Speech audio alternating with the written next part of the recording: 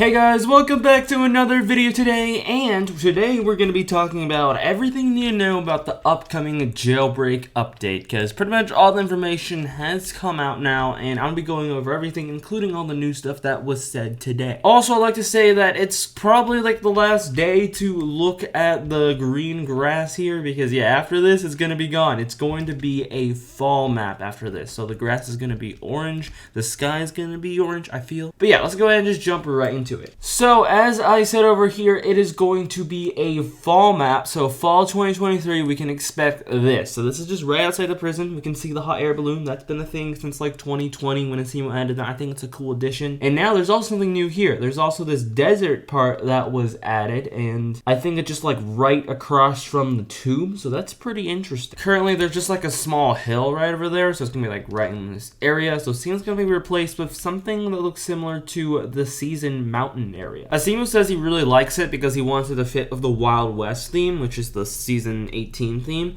and he might actually make it stay. You can also see the atmosphere of the map kind of matches 2018, how it feels and stuff, because that's what Asimo wants. Asimo says it should feel nostalgic. Okay, so now let's go ahead and go over all the new stuff. So Badimo says over here, Sheriffs of Jailbreak were making great changes to benefit the police team. Criminal bounties no longer reset on death. Bounties increased. They're now 30% of the cash you stole. Criminal/prisoners will be alerted if high bounties are out there to collect if they switch teams. And Rocket Fuel no longer moves vehicles with flat tires, plus improvements to tasers to battle thin avatars. Full update launches this weekend. And for people who don't understand what 30% means, it means that if you rob $9,000, which is pretty much like a tomb robbery, your bounty will go to $3,000 because that's 30% of $9,000. It also fits pretty well because it's, you know, Wild West season and there's like a new bank robbery and also updates to police, aka sheriff. But not only is there updates to sheriffs, there's also updates to criminals. I did go over this yesterday, so let's see if I can just skim through this. So one thing Asimo has a problem for Jailbreak is that there are tons of robberies. Compared to 2018 when there's only like a few, like 3 robberies in total. I mean, I guess a few more if you count the gas station and donut shop, but there wasn't that many, and people were just in the city just robbing, you know, the museum, the jewelry store, the bank, just back and forth over and over. But slowly over the years, we got, you know, the cargo ship, the power plant, we also got the tomb, and now we have way more, the casino, and also the mansion. Also, not to mention the cargo plane. You know, there's tons of robberies, and that means that people are spreading out across the map. Now, that's the problem, because that means that it sort of feels like a single player game when you're not seeing that many players. So the solution is they're going to group robberies together to open at the same time, and that would mean that everyone would be at the same place, and there would be a lot of competition and stuff. And here's how it's going to work. Group A will be the bank, jewelry store, and museum. Group B is going to be the power plant, the cargo plane, and the passenger train over here. And group C is going to be the crater bank and casino. And the last one will be cargo train, cargo ship, and the tomb. That's group D. So that's over here. As you can see, it's in red. It's color coded. Also, you can see there's the mansion, donut shop, and gas station, but those operate at separate times. So that's literally just when if people rob it. Like the mansion opens at 6 p.m. Donut shop and gas station open after 24 hours after someone, you know, robbed it. Then it'll just reopen. And veteran players may notice that, you know, the bank, jewelry store, museum are grouped together, so you're gonna get that experience again. And this is good because that means they could add more robberies and just have it open as a group. So that means people would rob the same places in the same place. And they're also adding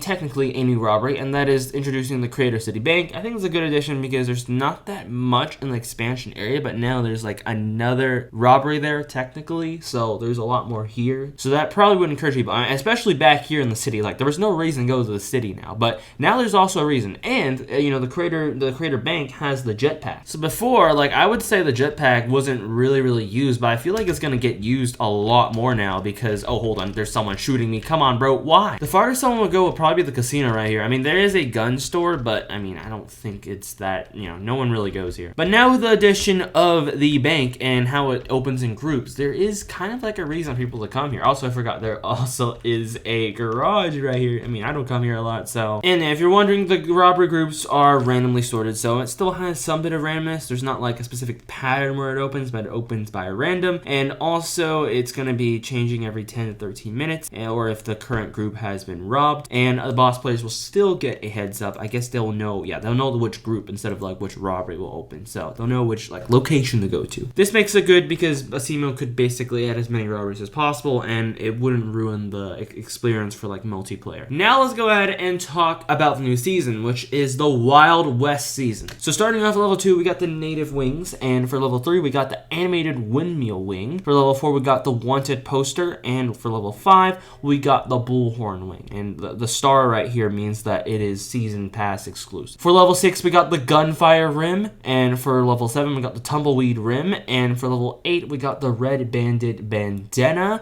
and for level 9, we got the wagon wheel rim. And finally, for level 10, we got the longhorn convertible. Yes, this is a convertible in Jailbreak, which is something you usually don't see, and featuring 4 seats, hood horns, and a fully animated top. For 2% of people who reach the season, top 2%, will get the old wagon sofa. And here's the cool thing about it is that the season pass returns to 399 Robux, so it's cheaper than before, updated contracts, and also faster progression, so you'll get to level 10 way faster. Here is how it's animated. I think this is probably the coolest part about the convertible, because, you know, the convertibles in Jailbreak are not animated. My favorite items are the gunfire rims, and also the bandit bandana skin, and also the spinning windmill wing, or it says animated right here. Asimo shared an image of the bandit bandana, so you could take a look. I think it looks good as a skin. We'll be excited to use it, and yeah, it's for level 8. The last thing that's coming this update is there's 2 things that are going to be added to the trading island, or the trade hub, as you call it. First of all, we got the drag race. So you can see this massive highway outside the trading hub,